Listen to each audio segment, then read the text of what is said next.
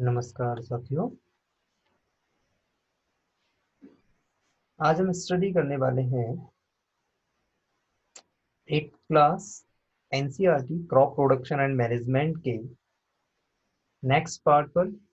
Previous class में हमने study किया था किस तरीके से क्रॉप का प्रोडक्शन किया जाता है, types of the crops, kharif crops, rabi crops, agriculture practices के बारे में डिस्कस किया था।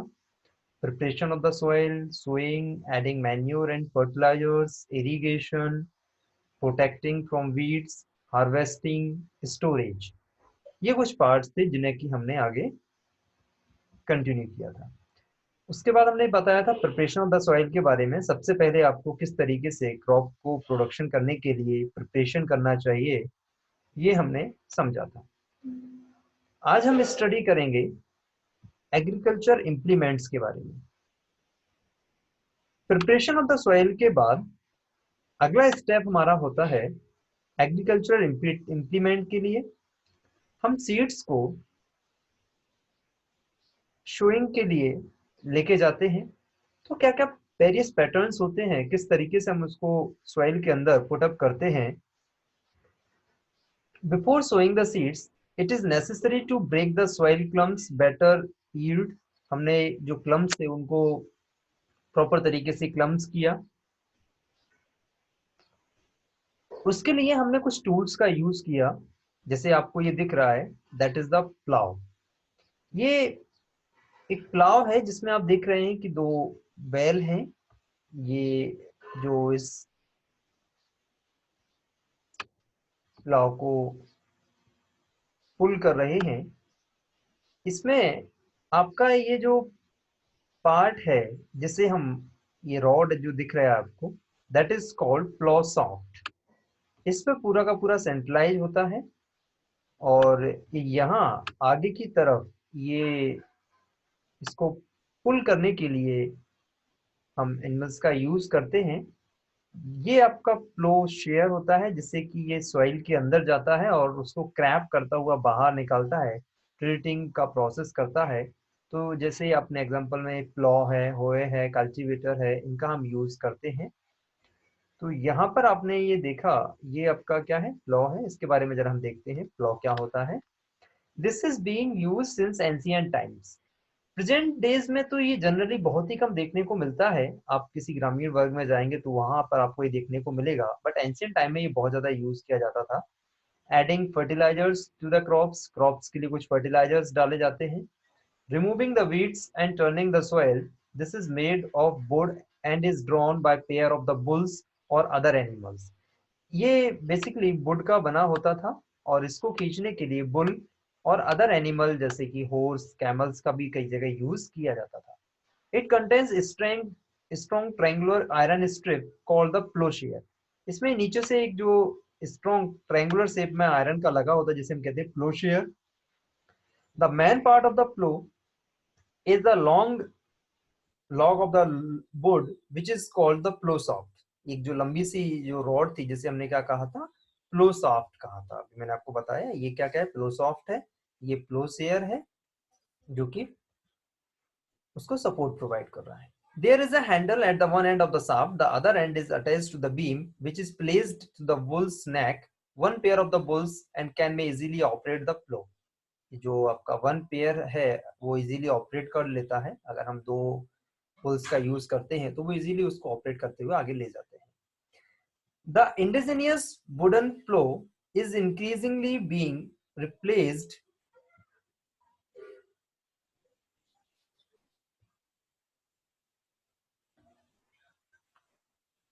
Blow is increasingly being replaced by the iron plow nowadays. Generally पहले हम इसको यूज करते थे, लेकिन उसके बाद हमने इसको प्रेजेंट डेज में आयरन प्लो का यूज किया है। पहले वुडन करते थे हम, प्रेजेंट में अब आयरन का यूज करने लगे। दूसरा इंस्ट्रूमेंट हमारे पास हो, it is a simple tool which is used for removing the weeds and for loosening the soil. इसका बेसिकली काम है, ये रिमूविंग द वीड्स, वीड्स को रिमूव करता है, लूजनिंग द सॉइल और सॉइल को भी लूज करता है। It has a long road of the would और आयरन। इसमें एक लंबी सी रॉड होती है वुड की या आयरन की। A strong broad and bent plate of iron is fixed to one of its end एक एंड पर ये फिक्स रहता है। मैं आपको स्ट्रक्चर बता रहा चाह रहा हूँ पहले।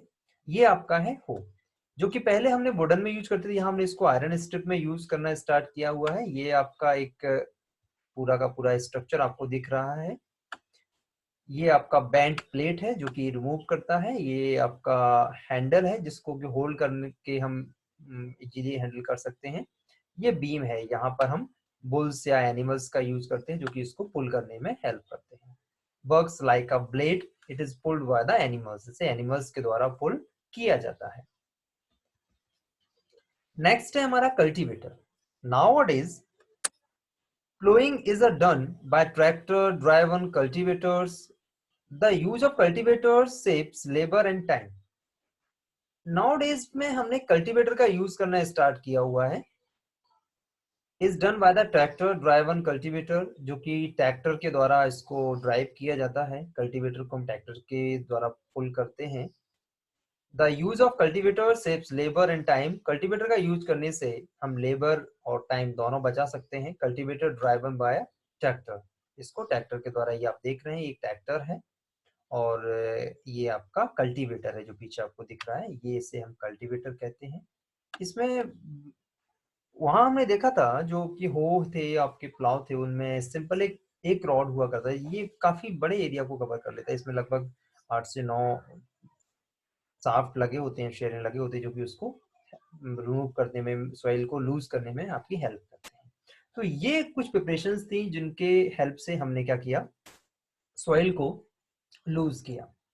अब आगे आता है हमारा अगला टॉपिक है सोइंग। सॉइल को लूज करने के बाद अब बारी आती है कि हम किस तरीके से उसके अंदर आप सीड्स को डाल रहे हैं। Before sowing the good quality of the clean and healthy seeds as a good variety of the selected. सबसे पहला काम हमारा ये है कि हम जब किसी प्लांट के लैंड एरियाज के अंदर अपने जो भी सीड्स उनको लेके जा रहे हैं, तो पहले हम ये डिसाइड करें कि जो भी सीड्स आप ले रहे हैं वो हेल्दी होने चाहिए। कभी कभी हमारे पास स्टॉक में बाकी काफी सारे सीड्स होते हैं, जैसे आपका मस्टर्ड है, आपका ग्रेम है, उसके सीड्स हैं। तो कुछ सीड्स आपके हेल्दी नहीं है, छोटे छोटे साइज उनका सही नहीं है, तो उनको हम क्या करें, पहले उनको क्लियर कर लें, क्योंकि हेल्दी सीड्स अगर हम पुटअप करेंगे तो आपको हेल्दी प्लांट जनरेट होगा। फार्मर्स, ये आपको बहुत इंपॉर्टेंट पॉइंट है, सबसे पहले before sowing the good quality, sowing के पहले clean and healthy seeds of a good variety, अच्छी वैरायटी के हेल्दी आपको सीड्स लेने होते हैं। Farmers prefer to use seeds which give yield. Farmers generally कुछ ऐसे सीड्स को प्रेफर करते हैं जो कि यील्ड को जनरेट कर सके। सिलेक्शन ऑफ द सीड्स के बारे में देखें। One day I show my mother put some gram seeds in vessels and pour some water on them. Paheli ने कहा, एक दिन मैंने देखा कि मेरी माँ कुछ ग्राम्स को लेकर के वेजल्स, एक बर्तन में लिया और पोर सम वाटर ऑन देम, उनको पानी में डाल दिया। After a few minutes, some seeds started to float on top. I wondered why some seeds float on water. कुछ समय बाद देखा कि कुछ सीड्स ऊपर फ्लोट करने लगे, कुछ नीचे रह गए। तो जो हेल्दी सीड्स थे वो नीचे रह जाते हैं, जो प्रॉपर तरीके से डेवलप नहीं होते हैं वो आपके ऊपर फ्लोट करना स्टार्ट करते हैं। तो उनको हम सेपरेट करना इजीली हो जाता है कि हम उनको किस तरीके से हेल्दी सीड्स को वहां से अलग कर पाते थे। ये हमने यहाँ पर देखा। तो इसके बाद हम आगे बढ़ते हैं थोड़ा सा। Take a beaker and fill half of it with water. Put a handful of wheat seeds and stir well. Wait for some time. आप बीकर को फिल कर लें half of the with water से। Put a handful of weeds, एक मुट्ठी भर आपने उसमें सीड्स डाले। Stir well, wait for some time. तो आप देखेंगे कि जो भी हेल्दी सीड्स है वो नीचे रह जाएंगे और जो कि ड्राई थे, प्रॉपर तरीके से डेवलप नहीं थे, वो ऊपर आ जाते हैं। Are there seeds which float on waters? Would use those be lighter or heavier? तो यहाँ से आप ये पता कर लेंगे कि कौन से सीड्स लाइटर हैं, कौन से हैवियर हैं। Then which sink? Why would they be lighter? Damaged seeds become hollow and are thus lighter. Therefore, they float on water. वो water पर float करेंगे। This is a good method for separating good, healthy seeds from the damaged ones. ये बहुत ही अच्छा method होता है separate करना उनको, हेल्दी सीड्स को फ्रॉम डैमेज्ड वन। कुछ डैमेज सीड्स हैं और कुछ जो हेल्दी सीड्स हैं उनको हमें अगर सेपरेशन देना है तो ये एक अच्छा मेथड है जिसकी हेल्प से हम उनको अलग कर पाते हैं। Before sowing, one of the important tasks is to know about the tool used sowing the seeds. अब हम आगे बात करते हैं कि यह जब हमने सेपरेशन कर लिया, एक डैमेज्ड और हेल्दी सीड्स को हमने अलग कर लिया, तो अब हमारा पार्ट होता है कि हम किस तरीके के टूल की हेल्प से सोइंग कर पाते हैं। तो आपके पास कुछ ट्रेडिशनल टूल्स होते हैं। The tool use traditional for sowing seeds as shaped like a funnel.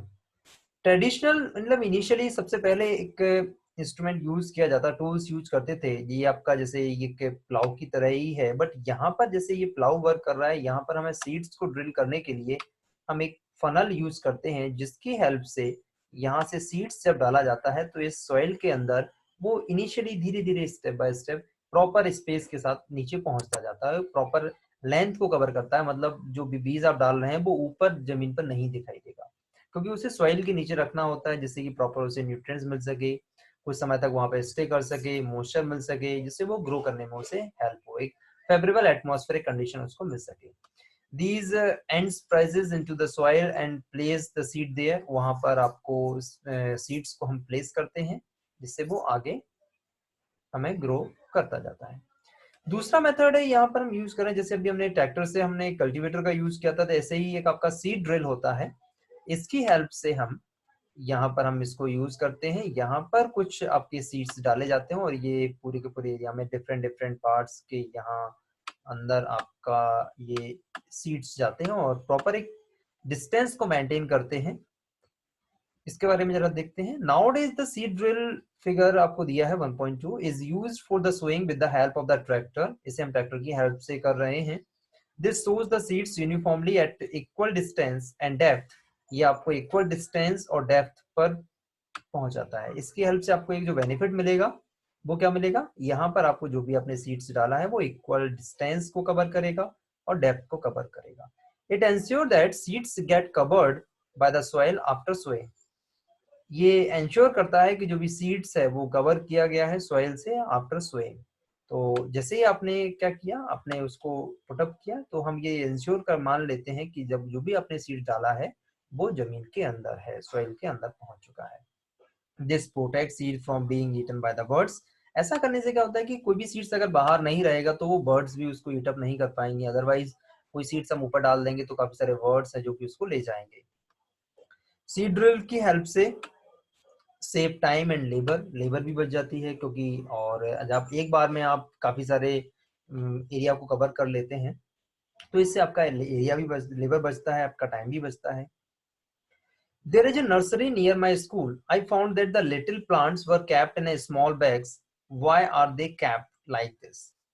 बुजो ने कहा पूछा कि मेरे घर के पास एक नर्सरी है, तो वहां पर काफी सारे जो लिटिल प्लांट्स हैं उनको एक कैप बैग में रखा जाता है, छोटे छोटे बैग्स के अंदर रखा जाता है। तो क्यों रखा जाता है? Seeds of a few plants such as a paddy are first grown in a nursery. जो भी सीड्स हैं या फ्यू प्लांट्स हैं वो इनिशियली नर्सरी के अंदर हम उन्हें ग्रो करते हैं। When they grow into the seedling, they are transplanted to the field manually.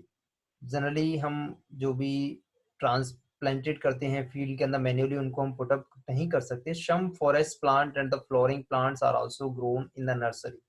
कुछ प्लांट्स हैं, फॉरेस्ट प्लांट है, उनको हम नर्सरी में ग्रो कराते हैं फेवरेबल कंडीशन का, फिर उनको हम उस जगह बाहर लेके चले जाते हैं जहां उनको हमें पुटअप करना होता है, वहां हम उनको रख देते हैं। इससे क्या होता है, appropriate distance between the seeds is necessary to avoid the overcrowding. यहाँ हमने देखा था कि जब हमने ट्रैक्टर की हेल्प से सीड ड्रिल की हेल्प से हमने पुटअप किया था तो वहां से आपको अवॉइड द ओवर क्राउडिंग आपको अवॉइड करना होता है, जैसे कि एक जगह सारे सारे सीड्स नहीं पहुंच जाएं।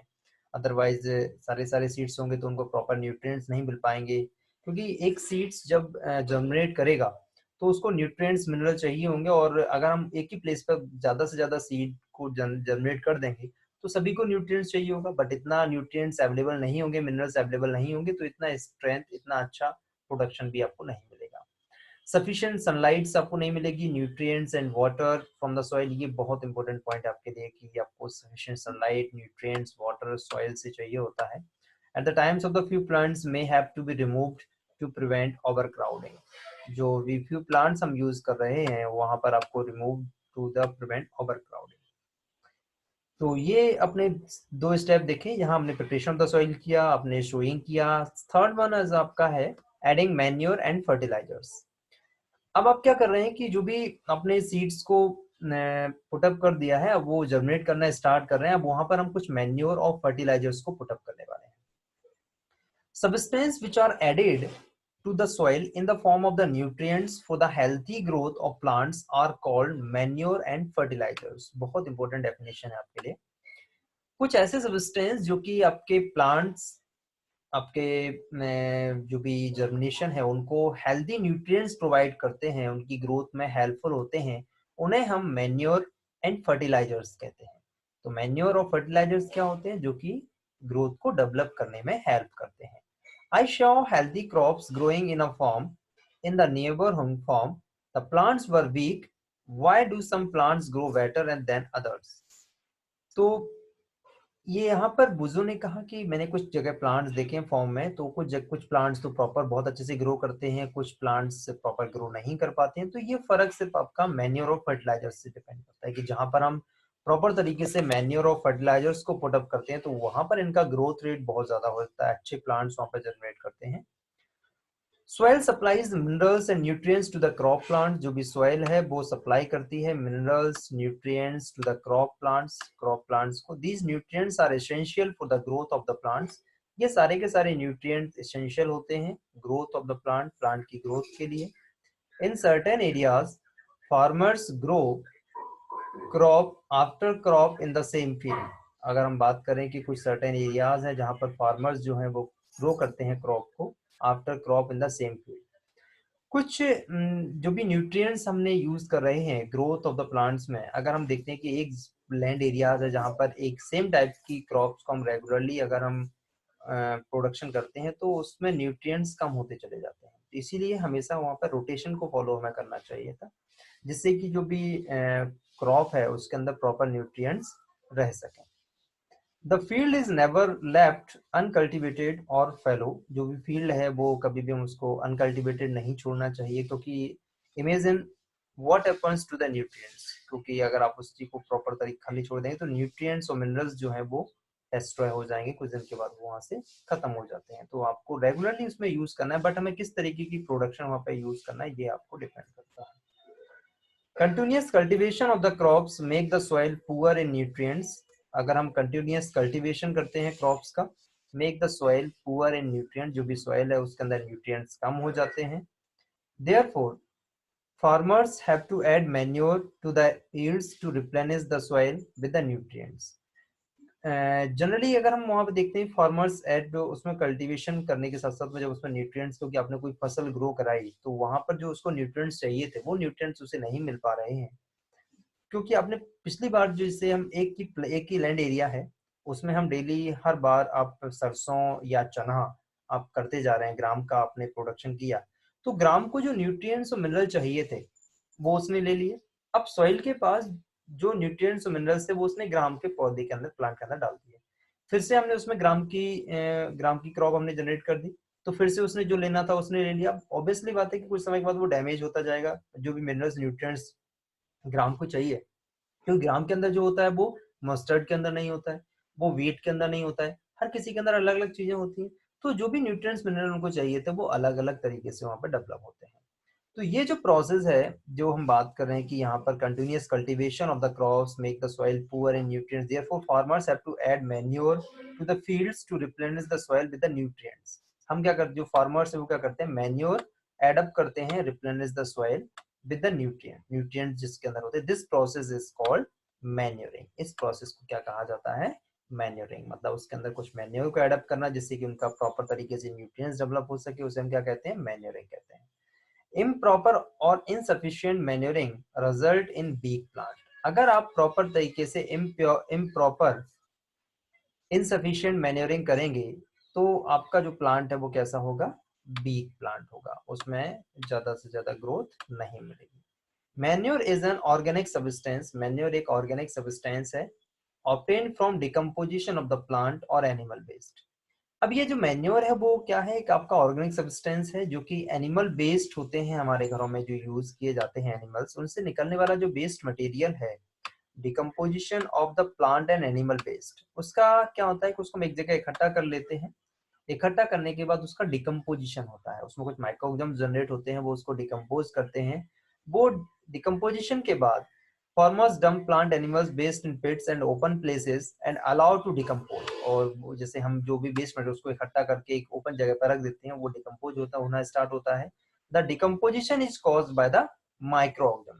अब ये डिकम्पोजिशन कैसे होता है? माइक्रो ऑर्गेनिज्म से होता है। ऐसा नहीं कि आपने जैसे वेस्ट मटेरियल निकला उसको आप डायरेक्टली वहां पर फेंक दें के प्लांट लैंड के अंदर, तो वो क्या आपको मैन्योर का काम करेगा? नहीं करेगा, उसको डिकम्पोज होना जरूरी होता है। ये डिकम्पोज कौन करता है? उसको माइक्रो ऑर्गेनिज्म्स करते हैं। Decompose matter is used as organic manure. जो डिकम्पोज होता है उसे हम क्या कहते हैं? ऑर्गेनिक मैन्योर कहते हैं। इसके बारे में आपने इसे वर्मी कंपोस्टिंग जो होते हैं, जो आपने पढ़ा था, एक वर्मी कंपोस्टिंग है जिसके कि बहुत ही अच्छे तरीके से वो डिकम्पोज करते हैं, तो ये हमने वहां पे देखा था। अब यहाँ पर हम जरा देखते हैं, एक आपके पास एक्टिविटी है जिसमें हमने देखा कि moong gram seeds are germinating them, select three equal size seedlings, take three empty glass similar the vessels, mark up ABCD glass vessels A, amount of the soil mixed with the little cow dung manure। एक आपने एक जो तीन हमने glass लिए, glass A, glass B, glass C. एक glass के अंदर आपने मैन्योर डाला, glass B put the same amount of the soil mixed with a little urea। एक आपने फर्टिलाइजर्स यूज किया जिसमें आपने यूरिया डाला हुआ है। Take some amount of the soil in glass C, glass C के अंदर भी हमने कुछ सॉइल डाला, and without adding the anything, और उसमें हमने कुछ भी नहीं डाला है। Now pour the same amount of the water in each glass, और उन तीनों ग्लास में हमने सेम अमाउंट में वाटर पुट अप किया है। Seeding in them, keep them in a safe place, और उनको हम एक सेफ प्लेस पर लेके गए, एंड वाटर देम डेली, और उनको हमने डेली वाटर डाला। After the 7 to 10 days observe their growth, और लगभग 7 से 10 दिन के बाद हम उनकी अगर ग्रोथ को ऑब्जर्व करेंगे तो हमें ये देखने को मिलेगा कि ये जो प्लांट था ए, जिसमें हमने क्या मैन्योर्स डाले थे, इसमें आपने यूरिया डाला था, और इसमें आपने कुछ भी नहीं डाला था। तो आप देख पा रहे हैं कि जो ग्रोथ रेट है वो आपका ए और बी के कंपैरिजन में सी में बिल्कुल भी नेग्लिजिबल है। यहाँ हम जरा आगे देखते हैं। Did the plants in all the glasses grow at the same pace, which glass showed better growth, plants in which glass the growth rate is fastest। Fertilizers are the chemicals which are rich in particular nutrients, are they are different from manure। अब हमने देखा glass ए के अंदर हमने manure डाला था तो वहां पे जो ग्रोथ रेट था वो थोड़ा सा कम था। दूसरा अगर हम बात करें ग्लास बी में जिसमें हमने यूरिया पुटअप किया था, फर्टिलाइजर्स डाले थे, उसमें ग्रोथ रेट आपका ज्यादा था। Fertilizers are produced in factory, जो फर्टिलाइजर्स हैं उन्हें हम फैक्ट्री के अंदर प्रोड्यूस करते हैं। Some examples of the fertilizer are urea, ammonium sulphate, आपका sulphur phosphate, potash, night and nitrogen, phosphorus, potassium. ये कुछ फर्टिलाइजर्स हम फैक्ट्रीज के अंदर इन्हें डेवलप करते हैं। The use of fertilizers has helped farmers to get better yield of crops such as wheat, paddy। अगर हम इन जो फर्टिलाइजर्स को प्रॉपर तरीके से अगर हम क्रॉप जनरेट करते हैं तो पैडी, मेज, but the excessive fertilizers has made the soil less fertile।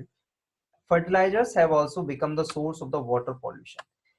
ये जो फर्टिलाइजर्स हैं ये फैक्ट्रीज के अंदर डेवलप किए जाते हैं, और मैं आपको बता दूं कि ये जो फर्टिलाइजर्स हैं इनको बनाने के लिए जब फैक्ट्री को डेवलप किया जाता है तो करोड़ों का इन्वेस्टमेंट होता है।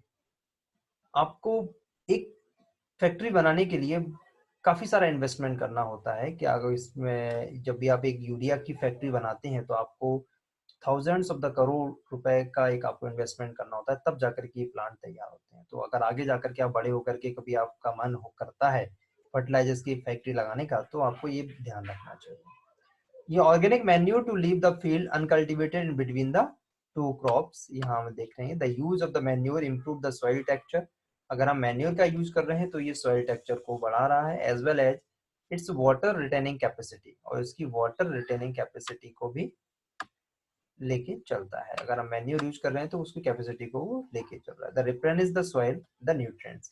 Another method to replacing the soil with nutrients is the crop rotation.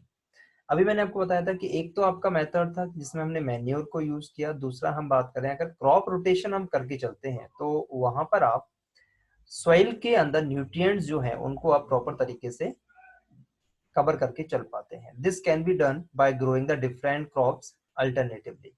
Crop rotation क्या होता है कि एक प्लांट के, एक लैंड के अंदर एक एरिया है जहां पर आप प्रोडक्शन कर रहे हैं, उसमें आपने पहले गेहूं अपने उगाए, फिर आप उसमें चना उगा रहे हैं, फिर आप उसमें सरसों उगा रहे हैं, फिर आप उसमें अदर क्रॉप्स का जनरेशन कर रहे हैं, पल्सेस कर रहे हैं, मस्टर्ड आपने यूज किया हुआ है। तो ये आप रेगुलरली उसमें रोटेशन जब करते जाते हैं तो जो भी न्यूट्रिएंट्स हैं वो कम नहीं होते हैं, क्योंकि कुछ समय के बाद रेगुलरली जब डिकम्पोजिशन चलता रहता है तो उनमें न्यूट्रिएंट्स बढ़ते चले जाते हैं।